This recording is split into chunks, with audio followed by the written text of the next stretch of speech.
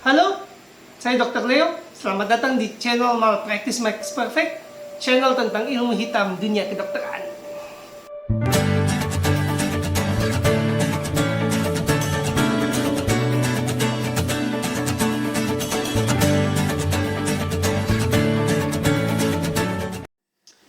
Batu ginjal, kolaborasi merusak ginjal. Batu ginjal merupakan masalah kesehatan yang bila diabaikan akan mengakibatkan penderitaan yang luar biasa. Meskipun tidak mematikan, batu ginjal ini nyerinya sangat amat besar. Nyeri akibat batu ginjal atau batu saluran kemih ini setara dengan nyeri akibat patah tulang atau nyeri melahirkan. Untuk menyederhanakan komunikasi antara kita, saya akan menggunakan istilah batu ginjal dan batu saluran kemih sebagai fenomena yang sama. Ya, batu di saluran kemih, entah di ginjal, entah di ureter, entah di buli-buli atau bladder. Batu di saluran kemih, bila telah mengakibatkan nyeri atau kencing darah, membutuhkan dokter dengan keahlian yang sangat spesifik. Jadi tidak semua dokter bisa menyembuhkan batu saluran kemih. Ingat, ini bukan konteks emergency. Saya bicara dalam konteks rawat jalan atau poliklinik. Jadi ketika Anda mengalami sakit yang amat sangat dan Anda datang ke UGD, yang Anda temui ya dokter umum menolong Anda di saat emergensi tersebut. Namun ketika selesai dari UGD atau emergensi, Anda akan diarahkan ke poliklinik. Dan poliklinik itu Anda harus memilih spesialis mana tujuan Anda datang. Maka saya akan masuk ke topik pertama, dokter spesialis untuk gejala batu saluran kemih. Kita membuka video ini dengan mengatakan bahwa batu saluran kemih adalah keahlian dan kompetensi satu bidang spesialisasi. Nah, gejala yang paling mencolok dari sumbatan akibat batu di saluran kemih atau batu ginjal adalah nyeri pinggang yang mendadak tanpa pencetus dan sangat berat nyerinya. Benar memang, nyeri pinggang yang seperti itu bisa karena herpes, bisa karena gangguan otot, usus buntu, gangguan limpa, gangguan liver, gangguan saluran cerna. Benar, saya nggak bilang 100%, itu kan jebakan Beckman, nggak 100%. Tapi pada sebagian besar kasus itu batu saluran kemih. Maka pada sebagian besar kasus, kalau bahasa kedokterannya tipikal, ya spesialisnya itu cuma satu untuk menangani gejala ini. Gejala nyeri di lokasi ini. Di pinggang bagian belakang bisa merambat atau menjalar ke depan ke arah kelamin. Kalau ini gejala nyerinya, Anda butuh satu spesialis urologi. Gelar beliau SPU. Terdapat beberapa alasan saya mengatakan bahwa SPU atau spesialis urologi merupakan satu-satunya dokter yang kompeten dan aman dalam penanganan dan upaya penyembuhan. Bukan pencegahan, bukan pengobatan, penyembuhan dari kasus kemungkinan sumbatan batu di saluran kemih. Alasan pertama spesialis urologi ini penting adalah bahwa identifikasi ada tidaknya sumbatan batu saluran kemih itu bergantung dan membutuhkan alat-alat dari spesialis dan keahlian spesialis urologi.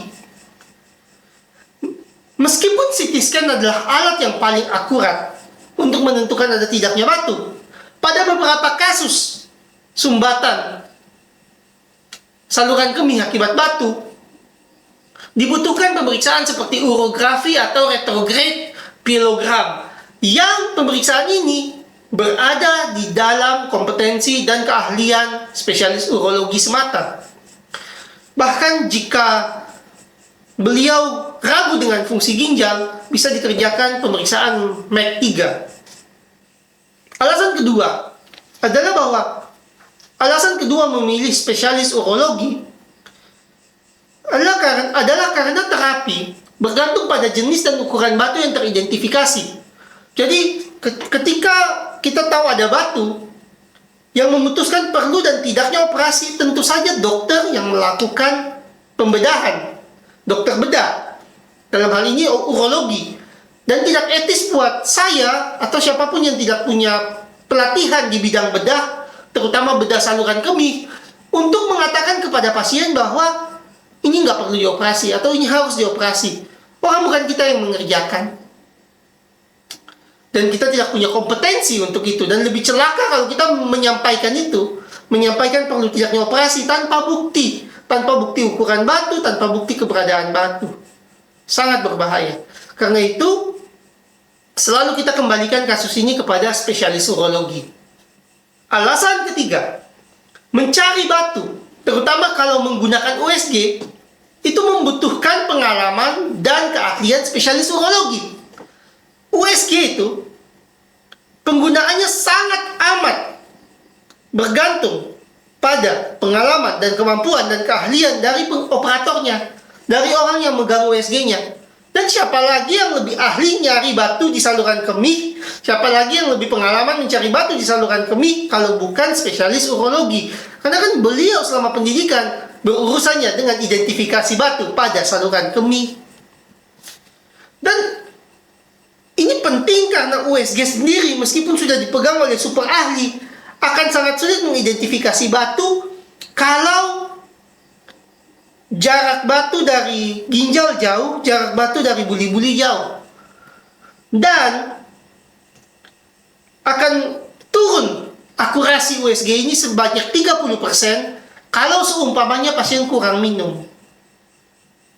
Jadi dengan segala kelemahan USG ini, kita butuh dokter yang benar-benar ahli di bidang saluran kemih, yaitu spesialis urologi. Alasan keempat adalah bahwa operasi atau intervensi bila dibutuhkan oleh pasien. Jadi katakan kamu adalah pasien, kandidat operasi. Paling baik kamu konsultasi dengan siapa? Ya tentu saja konsultasi dengan spesialis yang akan melakukan operasi atau ahli dalam operasi di bidang tersebut. Ya bidang spesialis urologi untuk sumbatan batu di saluran kemih. Alasan kelima, kita memilih spesialis urologi adalah memberikan obat tanpa identifikasi jenis batu dan ukuran batu bisa menjadi malpraktik medis yang semakin membahayakan keselamatan pasien. Identifikasi jenis batu sangat penting untuk pengobatan. Bukan penyembuhan, saya bilang. Pengobatan. Sangat penting untuk mengetahui jenis batu sebelum memberikan obat. Mencoba membantu pasien dengan obat. Nah, kalau kita tidak tahu jenis batunya, pengobatan bisa memperburuk kondisi pasien. Kita ngasih obat itu justru bisa menjadi racun kalau kita nggak tahu jenis batunya apa. Contoh, batu kalsium. Kalau batunya itu udah terbentuk dari kalsium, terus kita lagi resepkan kalsium sama vitamin D, yang bukan meracuni, gitu pertanyaannya. Dia udah kelebihan kalsium di ginjal, kita resepkan kalsium. Atau contoh yang lain, itu batu kalsium akan terbentuk kalau kondisinya alkali. Kemudian kita resepkan obat yang buat urin jadi alkali. Jelas akan meracuni pasien. Atau umpamanya asam urat. Terus kita berikan obat yang meningkatkan keasaman dari ginjal atau urin. Dengan harapan mungkin membunuh bakteri, contohnya. Karena kalau batu terbentuk akibat infeksi, urin yang asam bisa membunuh bakteri. Jadi nggak selalu urin yang alkali itu bagus, urin yang asam itu jelek, atau sebaliknya. Harus dilihat batunya seperti apa. Jadi kalau kita cuma meresepkan obat, kita nggak tahu jenis batu, jelas berbahaya. Karena itu kita tidak berjudi dengan kesehatan pasien, kita kembalikan ke spesialis urologi untuk intervensi dan diagnostik yang tepat. Nah, kita masuk ke topik selanjutnya. Mencegah lebih baik daripada mengobati. Itu kan jawaban yang klise yang sering disampaikan bahwa dokter, kita dari non-bedah, dari medis tanpa operasi ini kan juga bisa melakukan pencegahan batu ginjal, dok. Kenapa nggak boleh berobat di kita? Karena saya bukan bicara konteks pencegahan. Saya bicaranya konteks penyembuhan. Ini orang udah punya batu ginjal. Kan saya bilang, kalau dia sudah punya gejala, kan kemungkinan udah punya batu. Pencegahan itu sudah tidak relevan. Kita fokus pasien, kalau dia punya dana, punya anggaran, itu bukan lagi mencegah. Dia maunya menyembuhkan. Bukan mengobat, bukan mencegah, menyembuhkan. Dan tidak ada obat yang bisa menyembuhkan. kalau ukuran batunya terindikasi untuk operasi. Jadi jangan dikaburkan seakan-akan mencegah, mengobati, dan menyembuhkan itu sama. Keterbatasan pemberian obat pada konteks batu ginjal atau batu saluran kemih hanya mampu mencegah, hanya mampu mengobati, mungkin membantu nyeri atau membantu keluarnya batu-batu kecil sisa operasi, tapi tidak menyembuhkan, apalagi mengidentifikasi batu. Karena itu kita kembalikan ke bidang urologi atau spesialis urologi untuk mengidentifikasi jenis batu, mengidentifikasi ukuran batu, mengidentifikasi kondisi ginjal. Nomor 3, komentar. Rujukan bertingkat berujung terlambat penyembuhan. Tapi sistem kesehatan kita membutuhkan rujukan bertingkat sesuai dengan ketersediaan fasilitas kesehatan. Tanggapan dokter gimana? Ya, tanggapan saya sederhana. Kalau seperti itu sistemnya dalam konteks batu saluran kemih, pasien akan cacat atau kehilangan organ. Ketika apa yang dibutuhkan pasien tidak ada, dan kita melakukan modifikasi pelayanan yang tidak berdasar pada prinsip keilmiahan, ada risiko pasien cacat atau wafat. Dalam konteks batu ginjal, cacat atau wafat pelan-pelan.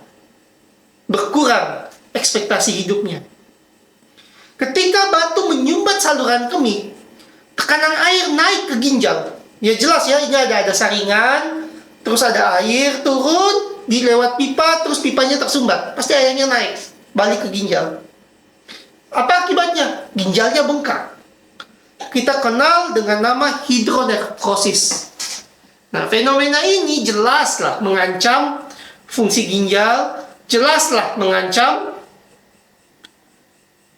struktur ginjal. Hidronefrosis atau bengkak ginjal karena sumbatan di bawah tidak bisa diselesaikan hanya dengan obat kalau sumbatan tersebut tidak kita atasi, entah batu, entah penyempitan. Tekanan itu akan naik ke atas, ke ginjal yang bengkak, dan semakin merusak dan memporak-porandakan fungsi ginjal. Yang diselesaikan sumbatannya, bukan cuma mau memulihkan fungsi ginjalnya. Dari layanan primer kita udah tahu bengkak ginjal seperti ini, atau orang yang dengan nyeri yang beresiko mengalami bengkak ginjal seperti ini, tidak mungkin ditolong oleh dokter umum, tidak mungkin ditolong oleh dokter medis yang bukan ahli bedah. Yang bisa nolong dokter spesialis urologi. Jadi kalau kita mengharapkan rujukan bertingkat, pastilah pasien terlambat untuk melihat atau berkonsultasi dengan dokternya. Akibatnya apa? Ya gagal ginjal lalu cuci darah. Itulah sedihnya rujukan bertingkat. Dalam rujukan bertingkat, tidak ada istilah mencegah lebih baik dari mengobati. Tidak ada, karena mencegah selalu lebih mahal dari mengobati. Jadi yang dilakukan oleh jaminan kesehatan atau asuransi yang fraud adalah kita amankan balance sheet dengan cara ya mengabaikan keselamatan pasien. Karena jelas kasus seperti ini tidak bisa ditangani oleh dokter medis, apalagi dokter umum. Baik dengan fasilitas dan kapasitas yang sebaik apapun jauh di luar kompetensi kami. Nomor 4. Meracuni pasien. Mungkin Anda setelah nonton videonya Anda nanya gitu, terus kita yang non bedah, dokter medis, belajar batu ginjal buat apa? Ya, pertama kan kita memang membantu dari segi pencegahan. Bagi mereka yang berisiko tinggi atau sudah punya riwayat, jadi sekarang nggak punya riwayat di masa lalu batu ginjal, ya kita bisa membantu di segi pencegahan. Sayangnya karena keterbatasan pembiayaan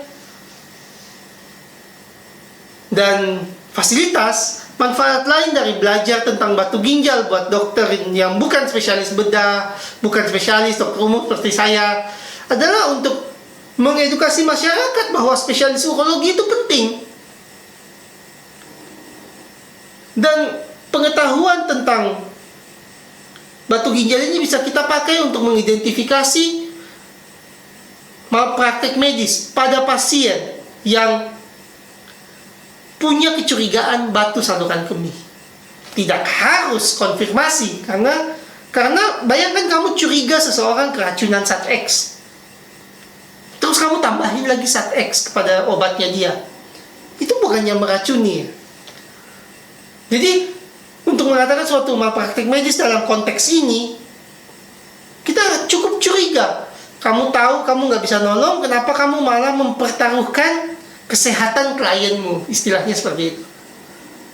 Dan seni meracuni ini berkembang pesat, karena untuk melakukan konsultasi yang spesialistik, apalagi spesialis urologi yang jumlahnya masih terbatas, membutuhkan biaya yang tidak sedikit.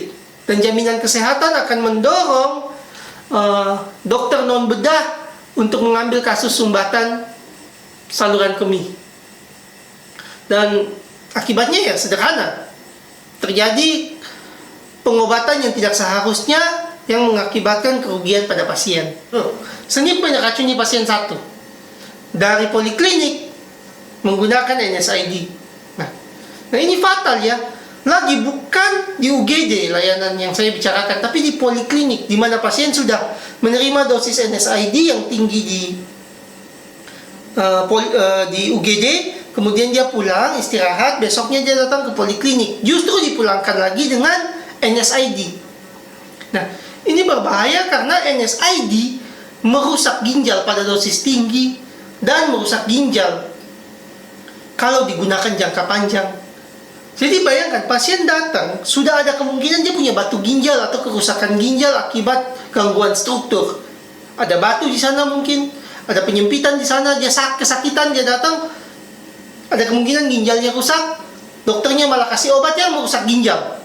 NSAID-nya adalah non-steroid anti-inflammation sejenis.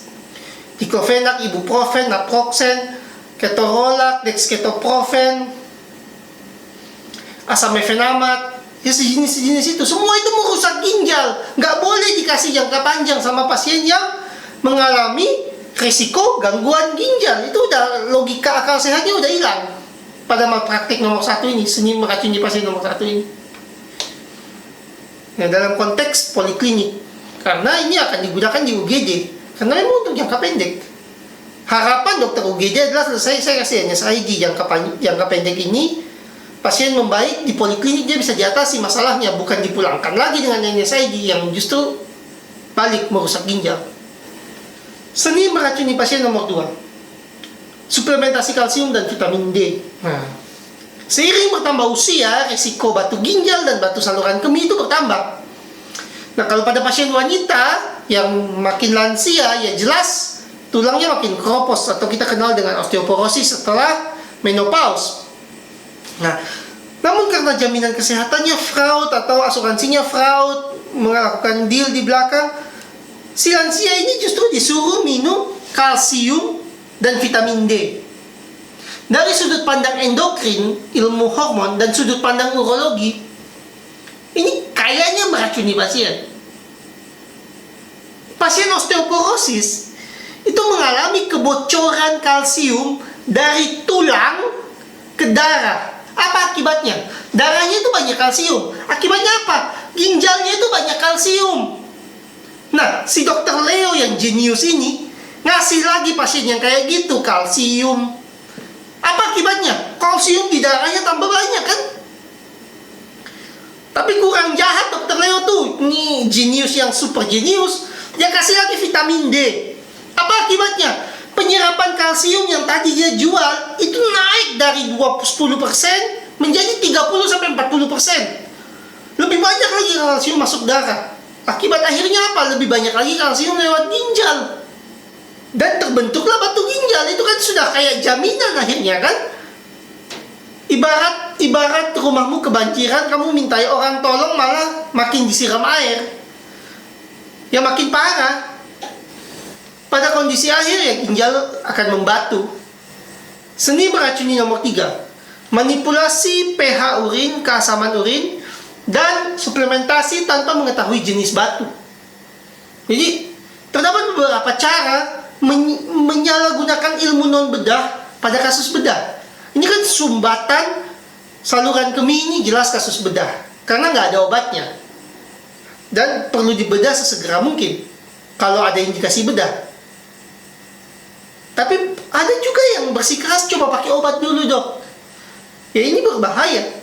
Apalagi kalau kita nggak tahu ukuran batunya seberapa. Obat yang biasa coba dipakai tamsulosin. Obatnya adalah jenis inhibitor alfa. Sederhana aja, obat ini bekerja dengan membuka saluran kemih, membuka pipa-pipa di saluran kemih supaya batu itu bisa lewat. Tapi kalau batunya besar, apa yang terjadi? Yang terjadi adalah kita membuang-buang waktu pasien sambil dia beli obat yang tidak murah, sambil fungsi ginjalnya makin buruk. Jadi tidak etis dan salah kalau dokter itu membuang waktu pasien. Padahal setiap waktu pasien itu berharga gitu. Mirip kayak kasus stroke. Jadi ini kan tiap waktu pasien yang mengalami sumbatan setiap waktu pasien yang mengalami sumbatan saluran kemih ini kan sebenarnya mengancam fungsi ginjalnya dia. Dan penggunaan obat ini adalah sekitar 6 minggu. Karena menurut evidence, waktu yang dibutuhkan oleh batu untuk keluar itu sekitar 6 minggu. Nah kalau kita buang waktu pasien 6 minggu padahal dia butuh operasi, kan hasil akhirnya tidak akan bagus. Cara yang lain adalah dengan menggunakan antibiotik. Teorinya gini, jadi saya jelaskan ke pasien, Pak, sebagian besar batu itu disebabkan oleh infeksi saluran kemih. Jadi kita harus obati dulu infeksinya supaya kalau bisa mungkin batunya keluar sendiri. Tapi obat yang kita resepkan apa? Ciprofloxacin. Kenapa? Karena pembayarannya paket. Jadi kalau saya pakai antibiotik yang lebih mahal ya rugi gitu. Ciprofloxacin yang dipakai. Ya, meresepkan ciprofloxacin pada kasus batu saluran kemih sangat berbahaya karena ciprofloxacin bisa meningkatkan risiko pembentukan batu pada dosis tinggi. Jadi tidak dianjurkan malah pakai ciprofloxacin. Kalau bisa pakai obat yang lain. Tapi lagi, bukan itu prinsip pengobatannya. Prinsip pengobatannya adalah, atau prinsip mencoba penyembuhannya adalah mengetahui jenis ukuran batu dan menyesuaikan intervensi dengan jenis dan ukuran batu tersebut. Bukan antibiotik. Selanjutnya adalah menggunakan diuresis atau obat yang mengakibatkan kencing-kencing. Nah ini juga sering dilakukan ini. Jadi logikanya sebenarnya nggak susah ya.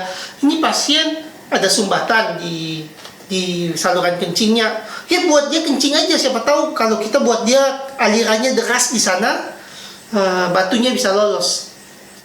Coba pikir deh, ini kan ada sumbatan, terus ada penyaringan, terus karena dia tersumbat, kamu nambah air lebih banyak lewat. Apa yang terjadi?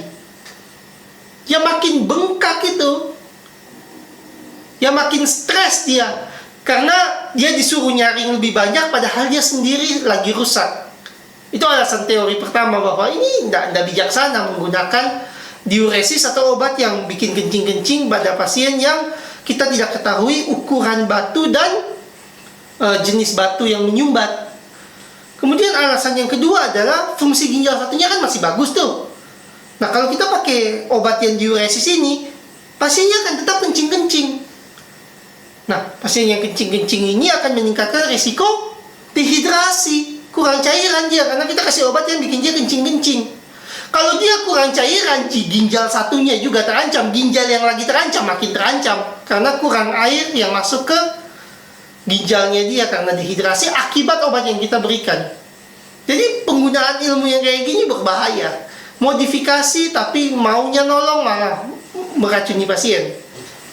Yang keempat, taktik yang keempat adalah penggunaan bikarbonat atau sitrat vitamin C gitu. Dikasih, katanya secara teori bikarbonat ini bikin pH atau keasaman urin itu naik sehingga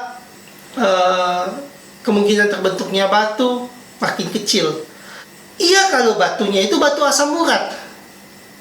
Dan biasanya logikanya adalah asam urat pasien tinggi, batunya pasti asam urat. Kamu yakin itu kalau diotopsi batunya kalsium, kena loh.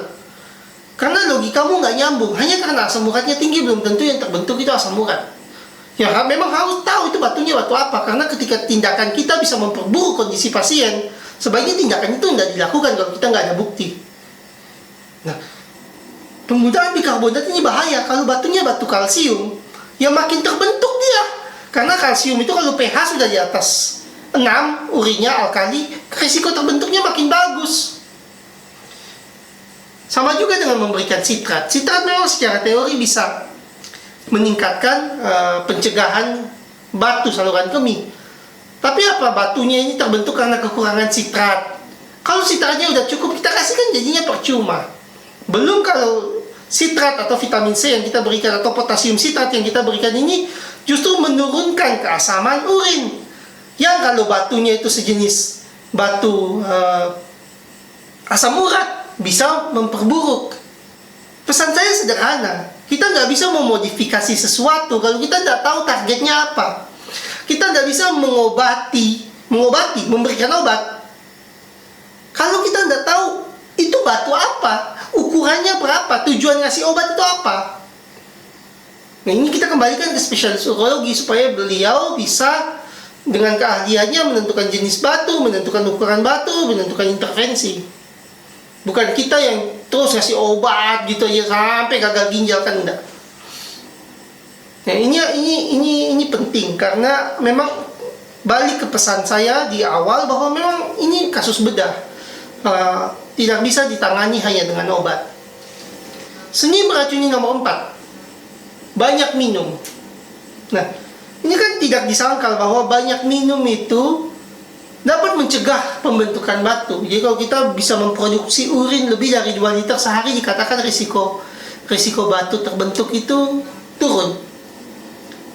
Tapi lagi balik ke konteks bahwa kita bukan bicara pencegahan, kita bicara upaya menyembuhkan. Batunya udah ada.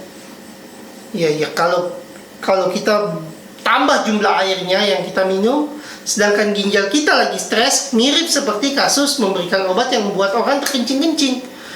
Sumbatannya itu akan semakin besar efeknya karena kerja ginjal kita naik padahal sumbatannya tidak diatasi. Nasihat berbahaya lain adalah bahwa derajat nyeri itu berkorelasi dengan ukuran batu. Jadi pasien datang, dok, pinggang belakang saya ini sakit dok, tapi nggak seberapa sih, hilang timbul. Nah, nasihat yang kita berikan, oh bapak itu kayaknya apa, batunya nggak besar deh, karena kalau batunya besar tuh nyerinya sangat amat. Wah, itu agak bahaya, karena nyeri dan ukuran batu itu tidak selalu berhubungan. Nah, contohnya batu yang Anda lihat di sebelah ini namanya batu Steckhorn. Lokasinya di mana? Lokasinya di atas, di ginjal. Dia itu nggak ada nyumbat apa-apa, tidak mengakibatkan pembengkakan, mungkin berdarah, kencing, tapi nyeri tidak separah kalau ada sumbatan mendadak di saluran kemih. Nah, jadi pasien tetap merasakan nyeri, tapi mungkin tidak seberat riwayat batu di masa lalu. Nggak bisa kita bilang itu batunya kayaknya kecil atau itu kayaknya aman. Kita butuh bukti. Pertama, ada batu apa enggak. Kita butuh bukti batunya apa. Kita butuh bukti ukurannya berapa. Nggak bisa hanya mengandalkan, oh bapak nyirinya nggak seberapa, kayaknya batunya kecil. Itu sangat berbahaya. Menutup video ini singkat aja sebenarnya ya. Jadi saya berharap saya berhasil meyakinkan Anda bahwa kalau Anda punya gejala nyeri mendadak di pinggang kiri ataupun kanan ataupun dua-duanya, biasanya hanya salah satu, spesialis yang Anda cari adalah spesialis urologi. Kalau Anda mau selamat, kalau Anda mau ditangani dengan benar, karena ini adalah kompetensi di bidang beliau-beliau. Terima kasih. Terima kasih telah menonton video Malpractice Makes Perfect. Tonton terus. Jangan lupa like, comment, share, dan subscribe. Saya berharap video ini tidak putus. Informasinya hanya di Anda, tapi Anda bisa terus membagikan video-video saya. Semoga dengan dibagikannya video ini, Anda bisa menyelamatkan kesehatan keluarga dan rekanan dan kenalan Anda. Sekali lagi, terima kasih.